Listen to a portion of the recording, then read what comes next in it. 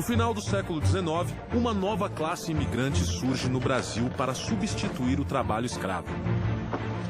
Ávidos empreendedores buscam maneiras de suprir o novo mercado. Veja, produto de primeira. Controlando a manufatura e o comércio de seus produtos, um desses empreendedores torna-se um dos homens mais ricos e poderosos do Brasil. Francesco Matarazzo. Hoje eu sou o maior comerciante de farinha de São Paulo. Com um moinho, eu vou ser o único fabricante. A construção de seu imponente moinho é um marco nacional e contribui decisivamente para o desenvolvimento do Brasil.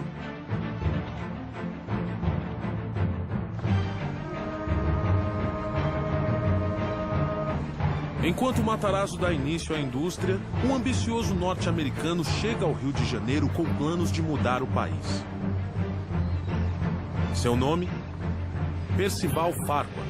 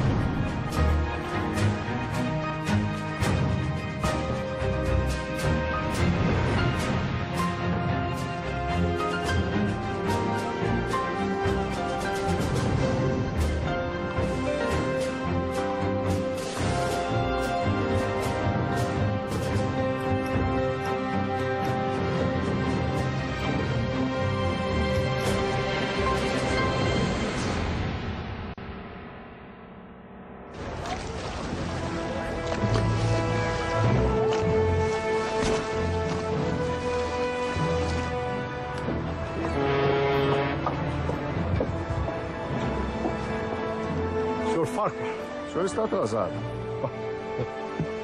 Bem-vindo ao Brasil. Como é que foi a viagem? Como todas as viagens, senhor Martins. Por favor.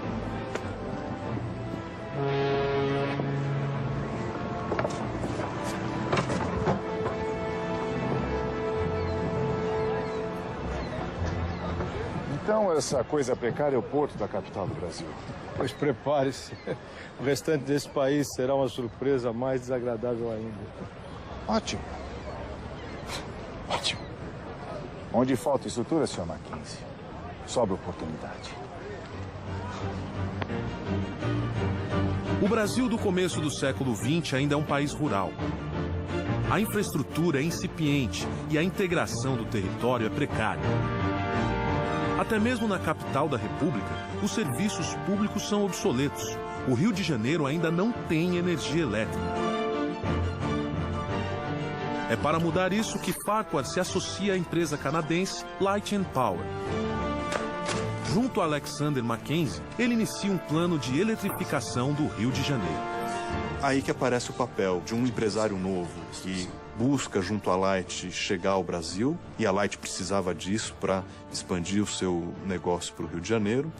E, por outro lado, vai enfrentar um grupo que é um grupo poderoso, mas que é relativamente novo no setor elétrico. Senhor Eduardo, é um prazer. Bom receber. Por favor, fique à vontade. Guilherme, é o filho? Guilherme, senhor Guilherme. Por favor, fique à vontade. Senhores, eu pedi essa reunião para que acabássemos de uma vez por todas com esses conflitos absurdos. E como o senhor faria isso, Sr. Farquhar? É simples. Eu quero colocar a família Guinea no projeto da Companhia Light. Vamos eletrificar o Rio de Janeiro juntos. Vocês seriam contratados como empreiteiros da Light. Ficariam responsáveis por construir toda a infraestrutura do projeto. Não. Perdão? A nossa resposta é não. O Rio de Janeiro não precisa do senhor, Mr. Farquhar. O plano da Companhia Light está enfrentando a oposição de uma tradicional e poderosa família carioca. A família Guinea. O grande negócio deles, e isso tornava-os realmente um conglomerado importante, era o Porto de Santos. Toda a força motriz do porto seria elétrica. Então isso vai fazer com que eles pulassem para o ramo elétrico. Inicialmente para suprir as necessidades do porto. Depois eles vão perceber aquilo como um ótimo filão para outros ganhos, né? O progresso chegará ao Rio de Janeiro com ou sem vocês? Acho que não vai ser tão simples assim. É bem provável que que o senhor não tenha conhecimento do decreto antimonopólio?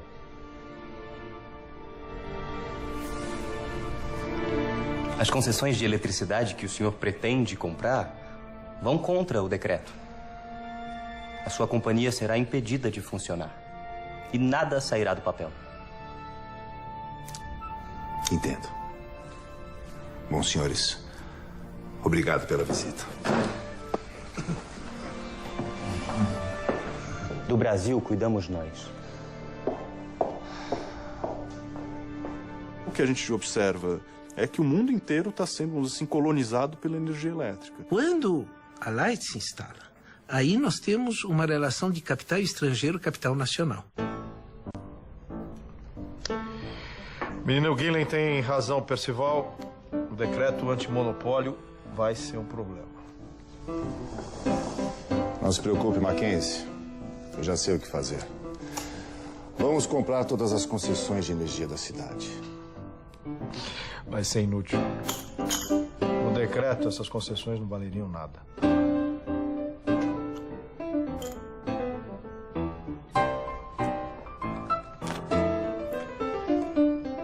Full House.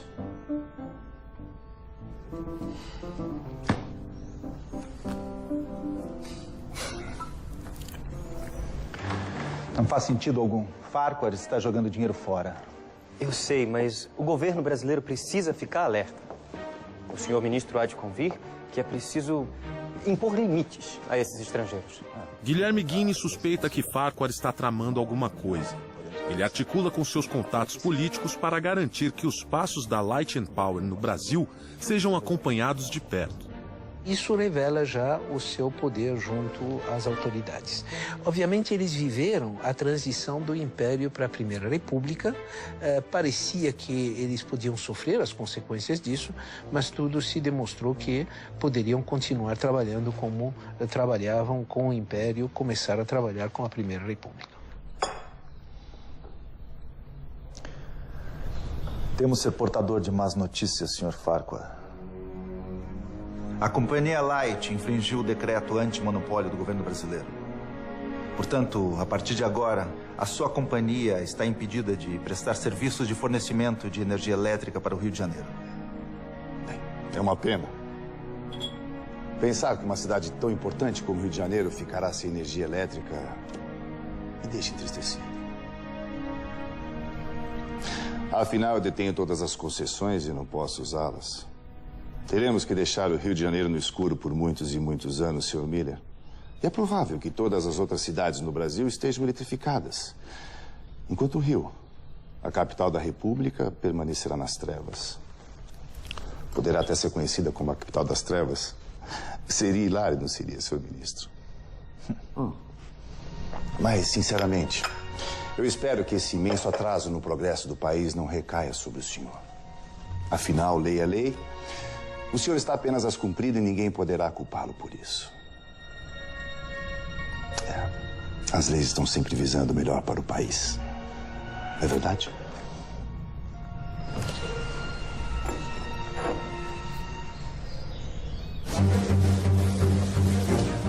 Senhoras e senhores, muito obrigado pela presença de vocês aqui hoje.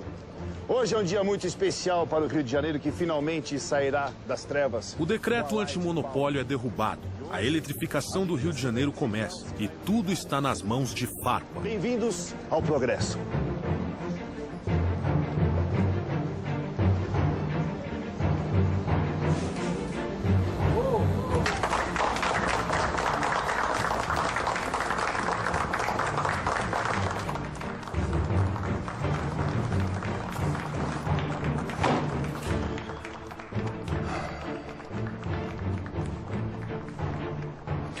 Homens como Farquhar podem tudo.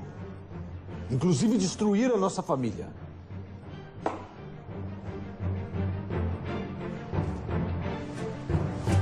Missão cumprida, Percival. Você conseguiu. Isso é só o começo, meu caro. Tem outros planos para o Rio de Janeiro?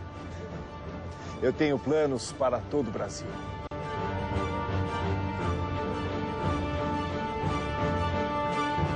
Percival Farquhar chega ao Rio de Janeiro em 1905, atraído por oportunidades de negócio que um país sem infraestrutura proporciona. Onde falta estrutura, Sr. Mackenzie, sobra oportunidade. Seu primeiro projeto é eletrificar o Rio de Janeiro através da Light and Power Company. Mas seus planos esbarram no nacionalismo de um ambicioso jovem brasileiro, Guilherme Guinle. Do Brasil cuidamos nós. Com o poder de seu dinheiro, Farquhar consegue contornar as leis antitruste locais e dá início à eletrificação do Rio de Janeiro. E esse é apenas o primeiro passo do grande plano que o americano tem para o Brasil.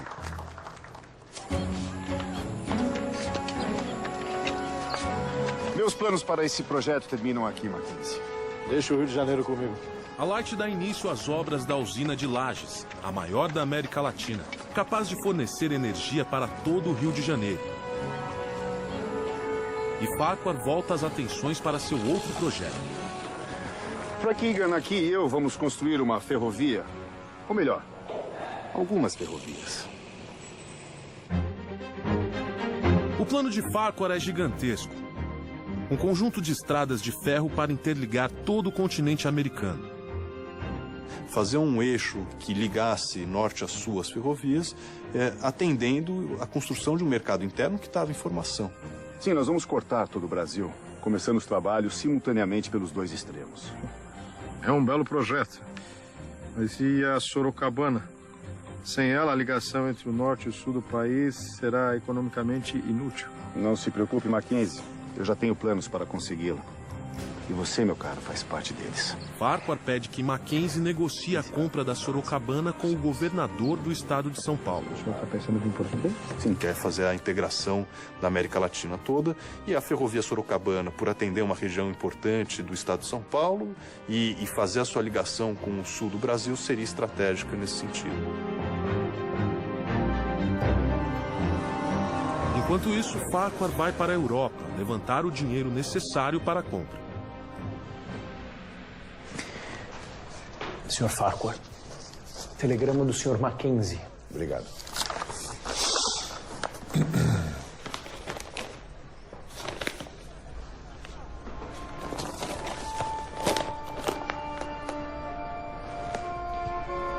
Algum problema, senhor?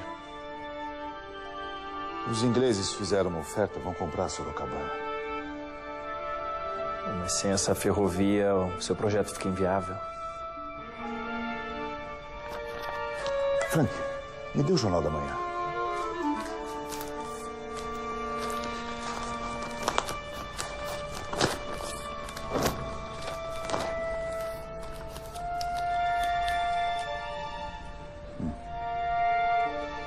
O emissário está vindo para Londres de navio para fazer a proposta. Estará chegando em 2 semanas.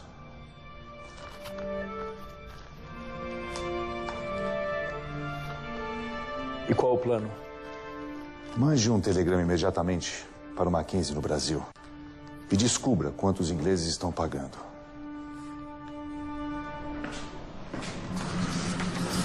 Conseguiu? Mackenzie utiliza seus contatos para descobrir o valor da negociação da Sorocabana.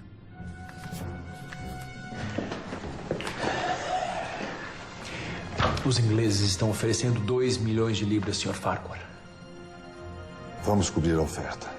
Mas é muito dinheiro. E o senhor tem apenas 2 semanas para consegui-lo. Impossível. Não é possível, não para mim, Frank. Se eu não conseguir a Sorocabana, eu não tenho nada. Tem muita gente que tem muito medo de errar e não faz nada. Eu sou da teoria seguinte, eu prefiro dar 10 tiros e errar 3. O Wall Street já está em pleno funcionamento. Nós já temos um sistema industrial, financeiro, comercial muito complexo. Farquhar consegue quase todo o dinheiro. Mas ainda falta uma parte. E só lhe resta uma opção. O Banco da Escócia.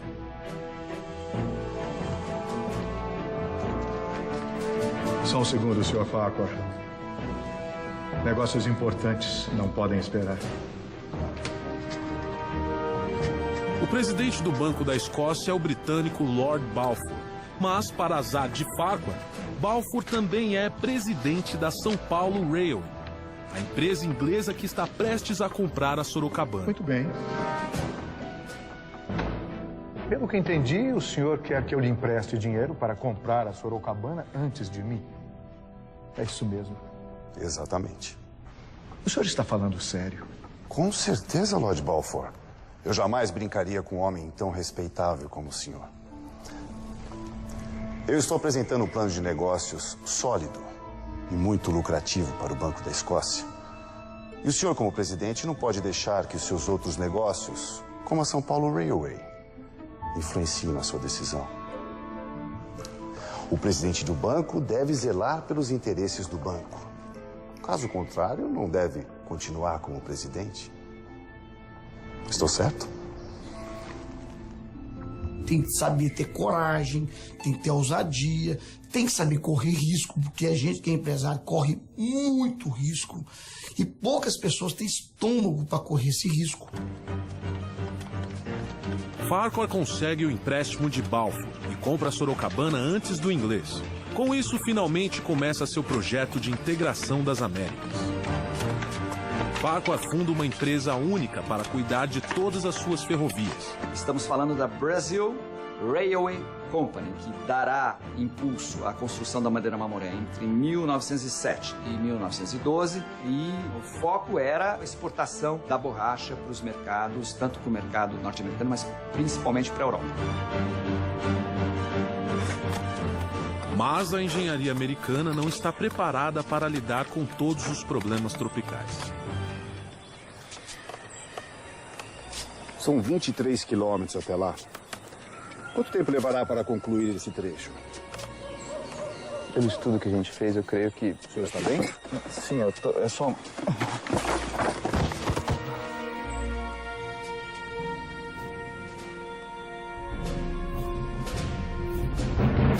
Belo projeto. Percival Farquhar dá início à grande obra de sua vida. Uma malha ferroviária integrando as Américas. Nós vamos cortar todo o Brasil, começando os trabalhos simultaneamente pelos dois extremos. Mas a impossibilidade de conseguir a concessão da ferrovia Sorocabana quase coloca tudo a perder. Com sua habilidade de levantar capitais, Farquhar consegue comprar a Sorocabana e inicia as obras da sua grande ferrovia. Mas depois de superar os obstáculos políticos e financeiros, ele se depara com um inesperado desafio tropical.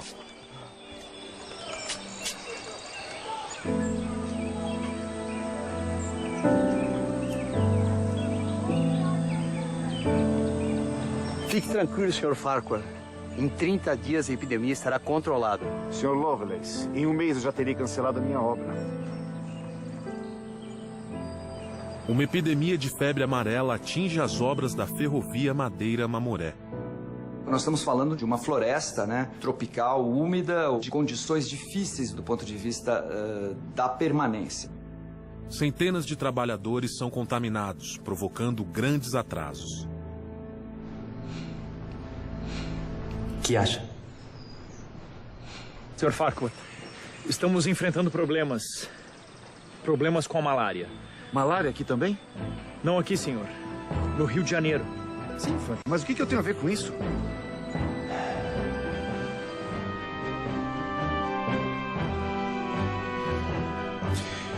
Eu tenho minhas dúvidas, Guilherme. É a estratégia perfeita. Com isso, nós vamos parar a obra da usina de Lajes. Espero que você saiba o que está fazendo. Nós não podemos ter uma nova derrota pública para o Farquhar. Não tem com o que se preocupar. Será o fim de Percival Farquhar. Ele tinha essa capacidade de lidar com imprensa no bolso, né? Enfim, brilhante nesse aspecto. Guilherme Guiney planta uma história na imprensa de que a epidemia de malária no Rio de Janeiro está sendo causada pela usina de Farquhar. Se a obra da usina for paralisada, os planos de Farquhar de eletrificar a capital da República serão destruídos. Para rebater as acusações de Guiney, Farquhar convoca o médico sanitarista Oswaldo Cruz. Oswaldo Cruz é um antigo aliado dos Guiney. Ainda assim, Farquhar sabe que Cruz é a pessoa mais adequada para cuidar do assunto.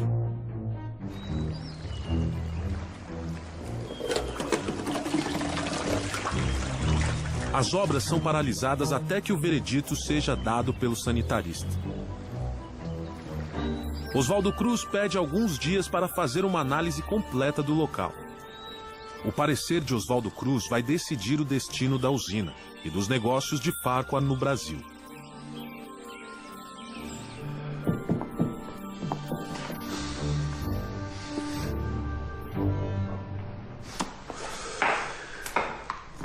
O que ele disse? A usina foi absolvida. Somos inocentes. Ótimo. Obrigado por essa notícia hoje. Prazer, Sr. Farquhar. É inacreditável. Eu não consigo entender por que Oswaldo Cruz nos trairia dessa forma. Ele não traiu ninguém. Oswaldo Cruz fez o que tinha que fazer. Chega de jogar o nome da nossa família na lama. Você vai para Salvador, Guilherme. E vai ficar por lá. Então, Guilherme ganha o direito de representar os negócios da família Guinea em Salvador. Ou seja, prêmio para lá de consolação.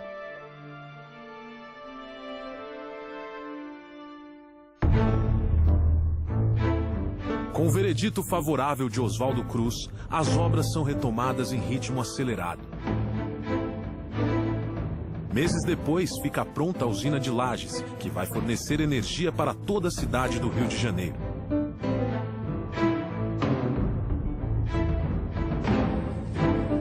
E Farquhar, triunfante, volta suas atenções para a Brazil Railway.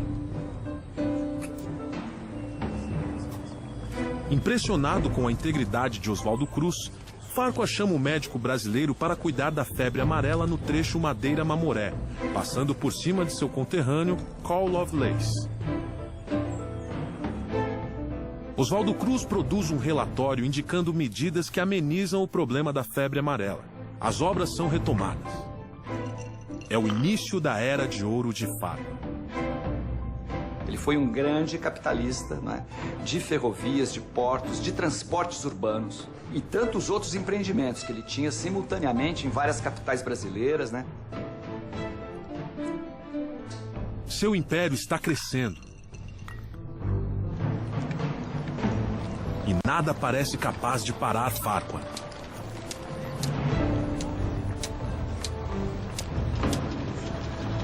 Até que um golpe do destino muda tudo.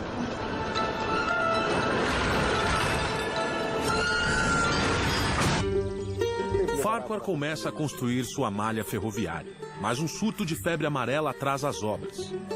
Para piorar, sua usina de Lages sofre ataques na imprensa, orquestrados por Guilherme Guinea. Será o fim de Percival Farquhar. Farquhar resolve seu problema com a ajuda inesperada de um antigo aliado da família Guinea.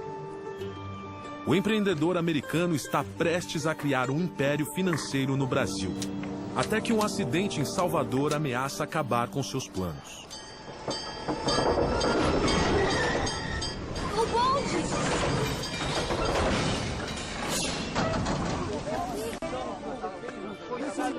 Você tá vivo?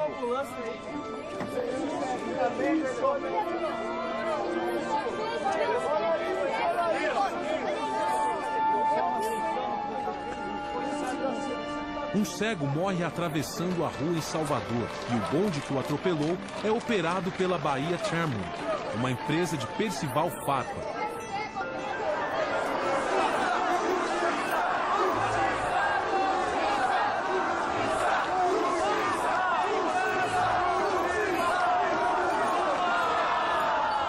A morte acidental causa revolta em toda a cidade e a população protesta nas ruas contra a Bahia Tramway, o americano que está por trás dela. Que exagero.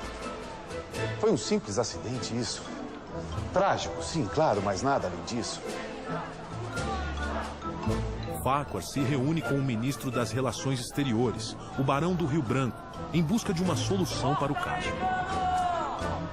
O governo precisa enviar as tropas imediatamente. As coisas estão saindo do controle. E eu exijo que meu patrimônio seja protegido. Eu sinto informar que o governo não vai interferir na questão, Sr. Farquhar. Então quem vai?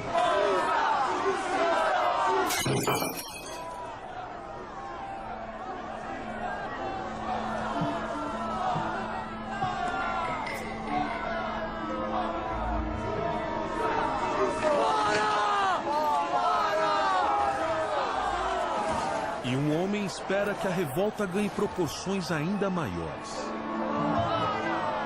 Ele se aproveita desse momento para mostrar a insensibilidade do capitalista estrangeiro, que tratou muito mal daquele acidente, e da sensibilidade do capital nacional. Esse é um caso onde se demonstra o senso de oportunidade do Guilherme. Aproveitando a crise, Guilherme consegue tirar a concessão dos bondes de Farquhar em Salvador. A Light and Power perde seus negócios na cidade e a imagem de Farquhar fica profundamente arranhada. Justiça! Justiça! Justiça! A Light entra com processo contra o município para reaver então esses bens que teriam sido depredados nesses dias de comoção. A Light chega com uma conta no município e o município fala, olha, de multa que você tem pela prestação de maus serviços é praticamente o mesmo valor ou maior do que o valor que você está nos apresentando. E aí é o espaço para o Guilherme Guinle expandir os seus negócios. O sucesso da campanha contra Farquhar traz Guilherme de volta à confiança de seu pai. Ele retoma os negócios da família em São Paulo e no Rio de Janeiro. Mas sua cruzada contra Farquhar ainda não terminou. A vitória contra a empresa Light and Power Company, propriedade do Sr. Percival Farquhar, foi uma grande conquista dos brasileiros. Está mais do que claro que os investidores estrangeiros vêm para cá apenas para se beneficiarem às custas da população. Não podemos deixar que interesses ocultos interfiram na soberania de nosso país. O Brasil para os brasileiros. Pouco insignificante. Devemos tomar uma atitude. Não. Deixe o brasileiro com suas migalhas. Temos coisas mais importantes para resolver. Prepare suas coisas. Vamos voltar para Brasil Railway.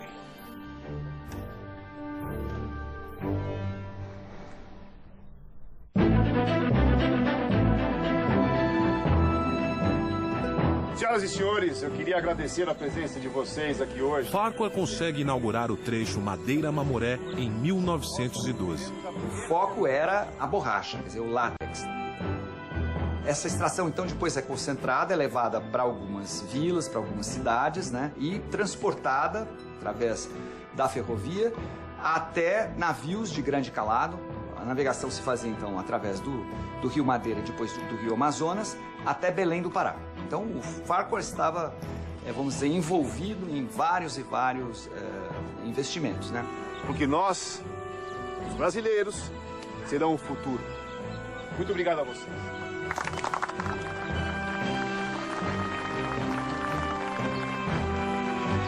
O sonho de uma malha ferroviária pan-americana finalmente está se tornando realidade. A Brasil Railway já detém 5.000 quilômetros de ferrovias na América Latina e planos para mais 4.000 quilômetros estão em andamento.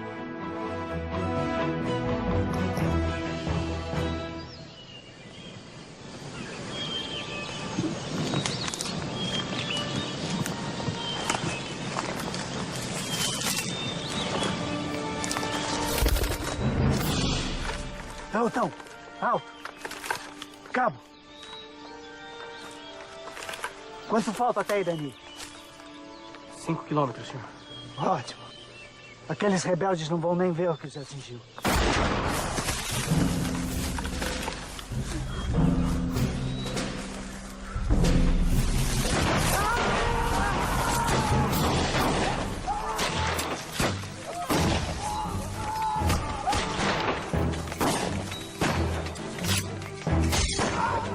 Mas antes que Farquhar possa alcançar seu grande objetivo, uma revolta no sul do país cruza seu caminho.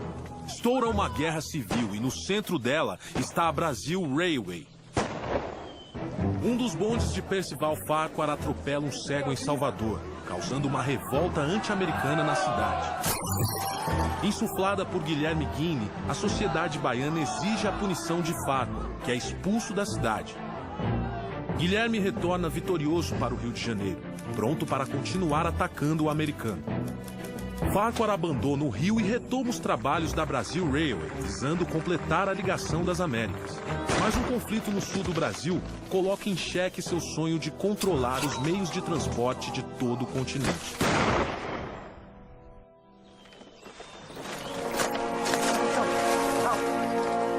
Cabo, quanto falta até aí, Dani?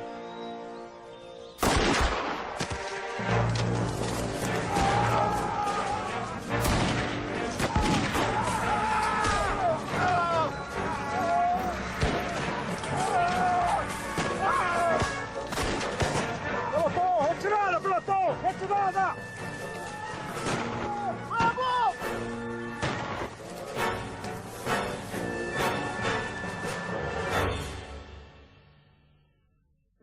Em Santa Catarina começa uma revolta de camponeses que perderam suas terras para a Brazil Railway.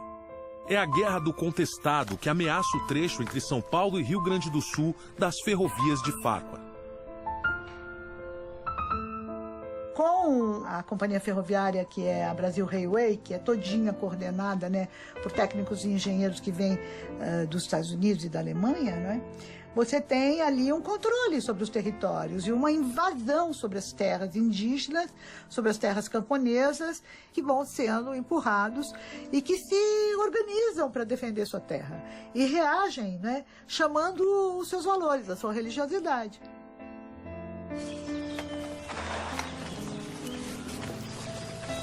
Sem ter noção do real tamanho do movimento, as tentativas iniciais do governo para conter os rebeldes são violentamente derrotadas.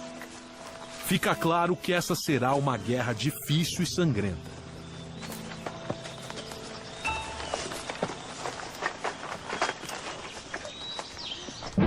Farquhar apela para um velho conhecido, o novo ministro das Relações Exteriores, Lauro Miller.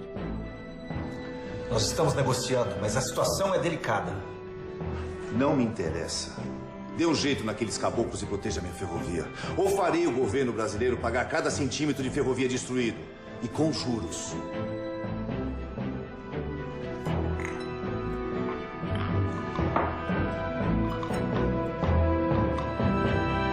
Lauro Miller ajuda Farquhar enviando tropas federais para reprimir a revolta.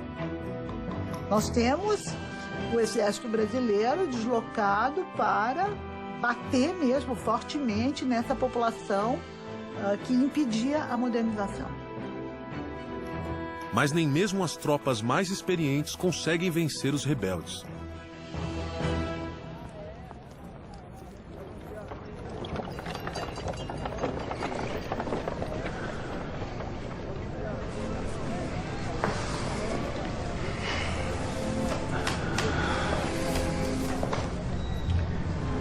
Seu pai foi um bom homem, Guilherme.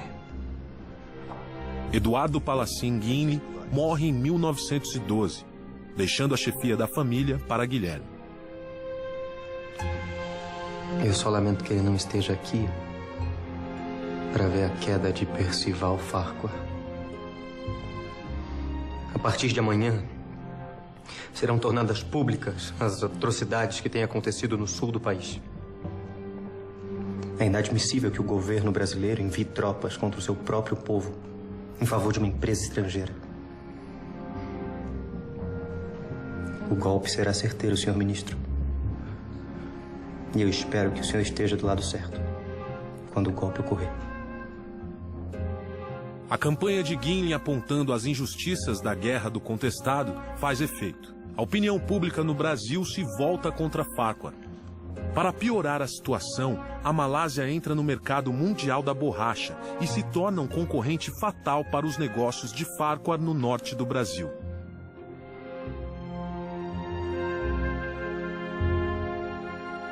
A partir desse momento, o Farquhar vai ter, acho que, talvez um primeiro grande baque, né, nos seus negócios. Esse país foi um erro. Todos os meus negócios estão ruindo. Nem todo, Sr. Farquhar. A Brazil Railway continua operando no azul. Você verificou os relatórios mais uma vez, Iga? Tem certeza dos números? Certeza absoluta. Aquela ferrovia está em meio a uma guerra. Eu não consigo entender como ela pode estar dando lucros. É uma empresa sólida. E vai ser minha salvação. Percival, é melhor você pensar bem no seu próximo passo.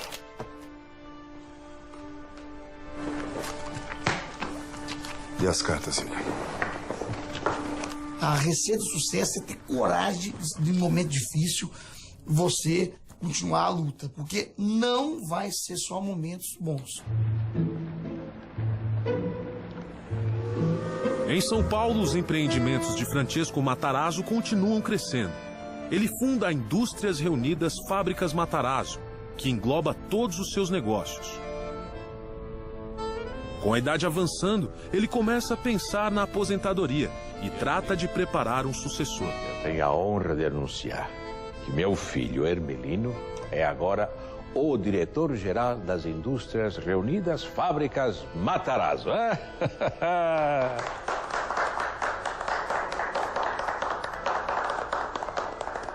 Agora, o chefe da família é você.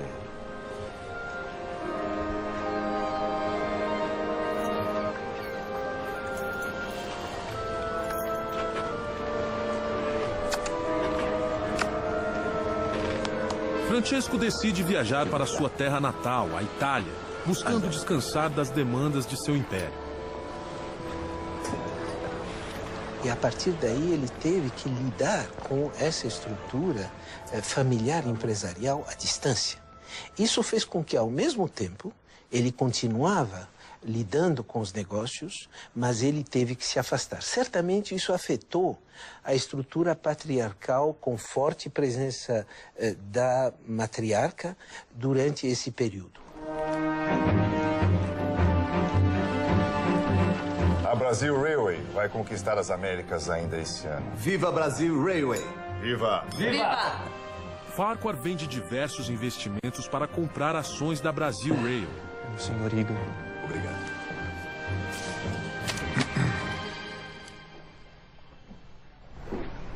Algum problema, Percival? Não. Tudo bem, o jantar está servido. Bom apetite a todos. Obrigado. Egan havia mentido nos relatórios financeiros. A Brasil Railway está quebrada. Farquhar dá sua última cartada e tenta empréstimos na Europa para salvar seu império. O Farquhar, ele tinha uma capacidade de convencimento dos investidores estrangeiros, então nos mercados em Paris, em Londres, em Nova York. O Brasil sempre teve um grande problema na área de investimento, né? Então você tem que ser criativo, inovador para poder conseguir financiamento. Com a promessa de um empréstimo, Farquhar retorna ao Brasil. Bom rever um velho amigo nesses novos tempos. Voltei para recomeçar. Então você não ficou sabendo? O quê? A guerra começou.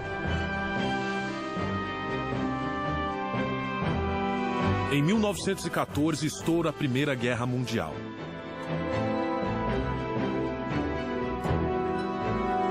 O conflito abala a economia mundial e o empréstimo de Farquhar é imediatamente cancelado. O americano que veio para o Brasil construir um império agora não tem nada. O Brasil realmente não é para amadores. Não adianta tentar na sorte, só que não vai acontecer. Tem que entender profundamente daquilo que você faz para tentar minimizar os erros e que os acertos sejam maiores que os erros. Guilherme fica satisfeito de ver Farquhar fracassar no Brasil. Mas ele não tem tempo de comemorar.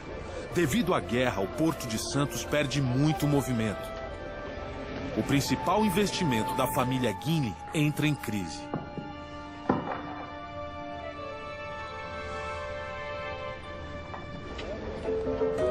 Enquanto a maioria sofre durante a Primeira Guerra Mundial, um imigrante italiano está determinado a lucrar com ela. Giuseppe Martinelli chegou ao Brasil pobre, mas cheio de ambição. Em alguns anos, fez fortuna no país, importando principalmente bebidas.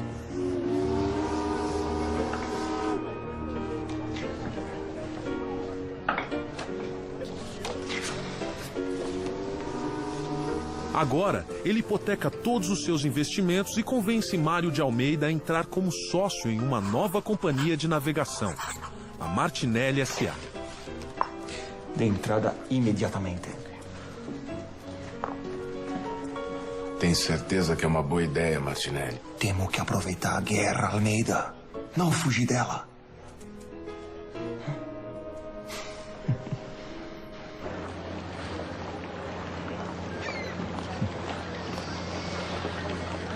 Esses navios já foram uma mina de ouro e agora ficaram inúteis. Esse país pode te destruir, Sr. Martinelli. Ou te deixar rico, se você souber jogar suas cartas. O que o senhor pretende fazer com os navios? Você sabe que eles não foram feitos para o mar. Eu sei. Nós estamos muito longe do Rio Madeira. Eu não vou navegar pelo Rio Madeira. Eu vou atravessar o Atlântico.